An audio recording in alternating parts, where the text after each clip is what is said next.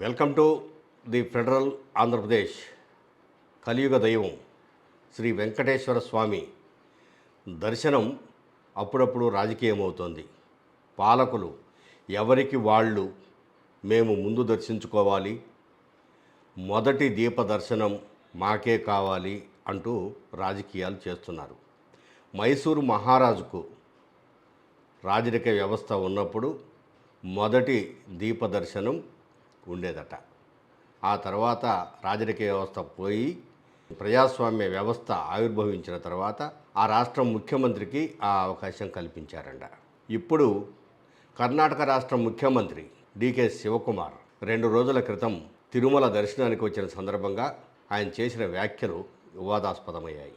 మాకు మొదటి దీప దర్శనం కావాలి, మా ఎమ్మెల్యేలకు విఐపీలకు అందరికీ కావాలి, అది టీటీడీ పాలక మండలి ఇవ్వాల్సిందే అంటూ ఆయన చేసిన వ్యాఖ్యలు పెద్ద దుమారం రేపాయి.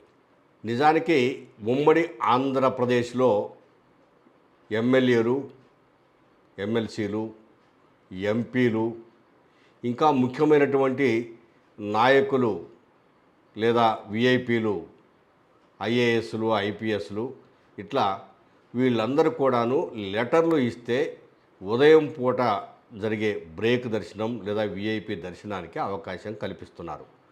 ఆ తర్వాత రాష్ట్ర విభజన 2014లో జరిగింది. అప్పటి నుంచి కొద్ది రోజులు తెలంగాణకు ఆ అవకాశం పోయింది. ఇటీవల ముఖ్యమంత్రి మాకు ఆ అవకాశం కల్పించాలని కోరడంతో టీటీడీ పాలక మండలి ప్రతి మంగళవారం రోజు ముఖ్యమంత్రి రేవంత్ రెడ్డి కోరిన కోరిక మేరకు విఐపి దర్శనాల కోసం లేఖలను అనుమతిస్తున్నారు. ఇది అంటే దీనిని ఆసరా చేసుకొని తెలంగాణ రాష్ట్రానికి ఈ అవకాశం కల్పించినప్పుడు దేశంలోని ఇతర రాష్ట్రాలకు ఎందుకు ఈ అవకాశం కల్పించకూడదు? అందరికీ విఐపి దర్శనాల కోసం ఈ అవకాశం కల్పించాలనే డిమాండ్ పెరుగుతోంది. దీనిని టీటీడీ పాలక మండలి ఆలోచిస్తోంది. సో ఈరోజు జరిగే టీటీడీ పాలక మండలి తీసుకునే నిర్ణయాలు కూడా కొన్ని కఠినంగా ఉండొచ్చు అనే చర్చ కూడా జరుగుతోంది. ఏమైనా కలియుగ దైవమైనటువంటి వెంకటేశ్వర స్వామి దర్శనానికి పేదలు లేదా సాధారణ ప్రజలు మా పరిస్థితి ఏంటి అని చెప్పేసి బాధపడే స్థితిని తీసుకురాకుండా పాలకులు ప్రతి ఒక్కరికి మంచిగా స్వామి దర్శనం జరిగే విధంగా చర్యలు తీసుకోవాల్సిన అవసరం ఉంది. ఆంధ్రప్రదేశ్లో ప్రధానమైనటువంటి రెండవ అంశం కాటన్ బ్యారేజీ గేట్లు కొత్తవి అమర్చడం. ఎప్పుడో స్వాతంత్రం రాకముందు ఆనకట్ట కాటన్ దొర ద్వారా సర్వే చేయించి ఆనకట్ట నిర్మించారు. ఆ ఆనకట్ట నుంచే కొంతకాలము కింద భూములకు, గోదావరి డెల్టా భూములకు నీరందింది. ఆ తర్వాత అంటే 1847 ఆ ప్రాంతంలో ఆనకట్ట కట్టారు. ఆ తర్వాత 1960 నుంచి 75 ఆ ప్రాంతంలో పూర్తి స్థాయి నిర్మాణం జరిగింది. గోదావరి ధవళేశ్వరం వద్ద కాటన్ బ్యారేజీ నిర్మాణం జరిగింది. మొత్తం 175 గేట్లు అమర్చారు. గోదావరి డెల్టా ప్రాంతానికంతా కూడాను నీరందుతూ ఈరోజు కూడా ఆ ప్రాంతం అంతా సస్యశ్యామలంగా ఉంది. ఏ ఊరిలో చూసినా నీటి కొరత గోదావరి జిల్లాలలో కనిపించదు. పైగా ఆ చుట్టుపక్కల ప్రాంతాలకు కూడా తాగునీటికి కూడా గోదావరి నది పెద్ద వరమైంది.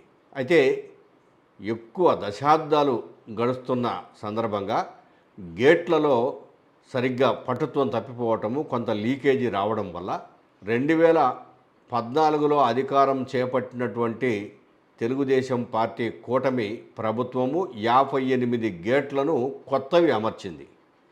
మిగిలిన 117 గేట్లు అలాగే ఉన్నాయి. ప్రస్తుతం ఆ గేట్లను నిర్మించేందుకు రాష్ట్ర ప్రభుత్వం నిధులు మంజూరు చేసింది. వెంటనే నిర్మాణం చేపట్టి 6 నెలల్లో దీనిని పూర్తి చేయాలని ముఖ్యమంత్రి చంద్రబాబు నాయుడు ఆదేశించారు. పోలవరం సందర్శించి ఆ సందర్భంగా పోలవరం వద్ద ఒక సమావేశం నిర్వహించి ఆ సమావేశంలో పోలవరం ప్రాజెక్టును కూడా వచ్చే సంవత్సరానికి ఎట్టి పరిస్థితుల్లో ప్రారంభించే విధంగా, వచ్చే సంవత్సరం జూలై నాటికి ప్రారంభించే విధంగా చర్యలు తీసుకోవాలని చెప్పి ఆదేశాలు జారీ చేశారు. గోదావరి ప్రాజెక్టుపై ఈ గేట్లు అన్నింటికీ అంటే రబ్బర్లు మిగిలిన అన్ని టెక్నికల్గా వాడాల్సిన అన్నీ కూడాను కొత్తవి అమరుస్తున్నారు. మరో 100 సంవత్సరాల కాలము ఎటువంటి ఇబ్బంది లేకుండా గేట్లకు ఈ చర్యలు తీసుకుంటున్నారు. ఇటీవల తుంగభద్ర నదిపై గతంలో అమర్చినటువంటి గేట్లను కూడా మార్చేసి కొత్త గేట్లు ఏర్పాటు చేసి ముఖ్యమంత్రి చంద్రబాబు నాయుడు చేతుల మీదుగా ప్రారంభించడం జరిగింది. అక్కడ ఆ గేట్లు దెబ్బతిని తుంగభద్ర నది నుంచి వచ్చే నీరు ఒక సంవత్సరం సముద్రంలో కలవడం వల్ల కొంచెం ముందుగానే తేరుకొని సిడబ్ల్యూసి సెంట్రల్ వాటర్ కమిషన్ ఇచ్చిన రిపోర్ట్ల ఆధారంగా ఖచ్చితంగా మార్చాలని చెప్పేసి ఈ గేట్లను మార్చివేశారు. ఆంధ్రప్రదేశ్లో ప్రధానమైనటువంటి మూడో అంశం అడవులు నాశనం కావడం. ఎక్కడ చూసినా స్మగ్లర్లు యథేచ్ఛగా చెట్లు నరకటం, ఎర్ర చందనం చెట్లు నరికి ముక్కలు చేసి యథేచ్ఛగా స్వాతంత్రం వచ్చిన దగ్గర నుంచి నేటి వరకు 76 సంవత్సరాల కాలంలో ఈ జరుగుతూనే ఉంది. ఈ స్మగ్లింగ్ను అరికట్టడంలో రాష్ట్ర ప్రభుత్వం ఒక విధంగా విఫలమైందని చెప్పచ్చు. ఉప ముఖ్యమంత్రిగా బాధ్యతలు తీసుకున్నటువంటి పవన్ కళ్యాణ్ రాష్ట్ర అటవీ శాఖను కూడా నిర్వహిస్తున్నారు. ఆ అడవుల శాతం పెరగాలని, అదేవిధంగా అటవీ సంపద పెరగాలని, చెట్లు పెరగాలని ఆయన చేస్తున్న ప్రయత్నాన్ని అభినందించాల్సిందే. ఎందుకంటే గతంలో కాంగ్రెస్ ప్రభుత్వ హయాములో మాత్రమే ఈ చెట్ల పెంపక కార్యక్రమం జరిగింది. అడవుల్లో విత్తనాలు చల్లడం వర్షాకాలంలో, తద్వారా మంచి చెట్లు పెరిగేలా చర్యలు తీసుకోవడం చేసేవాళ్ళు. దాదాపు ఒక 15 సంవత్సరాల కాలంగా అసలు అడవుల్లో విత్తనాలు చల్లే కార్యక్రమమే ఆగిపోయింది. పైగా సామాజిక వన విభాగం ద్వారా మొక్కలు పెంచి స్కూళ్లలోనూ రోడ్లకు ఇరువైపులా కూడా మొక్కలు నాటే కార్యక్రమాలు గతంలో కొనసాగేవి. ఇప్పుడు ఆ సామాజిక అటవీ వన విభాగానికి వైఎస్ జగన్మోహన్ రెడ్డి ముఖ్యమంత్రిగా ఉన్న కాలంలో రూపాయి కూడా శాంక్షన్ చేయలేదు. ఉద్యోగుల జీతాలు కూడా కొంతకాలం ఆగిపోయిన పరిస్థితులు ఉన్నాయి. అట్లాంటి పరిస్థితుల నుంచి ఇప్పుడు తేరుకొని తిరిగి అడవుల్లో చెట్లు పెంచే కార్యక్రమాన్ని ఆంధ్రప్రదేశ్ ప్రభుత్వం చేపట్టింది. ఎన్టీఆర్ జిల్లా మూలపాడులో ఇందుకు సంబంధించి 2.5 కోట్ల సీడ్ బాల్స్ తయారు చేయాలని చెప్పేసి ఉప ముఖ్యమంత్రి పవన్ కళ్యాణ్ ఆదేశిస్తే 3.80 కోట్ల సీడ్ బాల్స్ను అధికారులు తయారు చేశారు. ఇది ఒక మంచి అచీవ్మెంట్.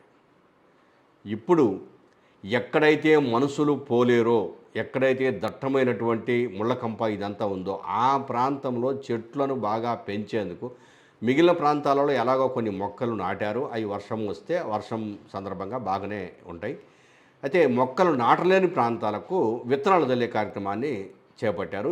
ఈ విత్తనాలు కూడా డ్రోన్స్ ద్వారా చల్లడం అనేది చాలా ఈజీ మెథడ్గా అధికారులకు కనిపిస్తుంది. గతంలో హెలికాప్టర్ల ద్వారా విత్తనాలు చల్లేవాళ్ళు, కానీ ఇప్పుడు సమీపంలో ఉండి డ్రోన్స్ ద్వారా ఈ విత్తనాలు చల్లే కార్యక్రమాన్ని చేపట్టారు.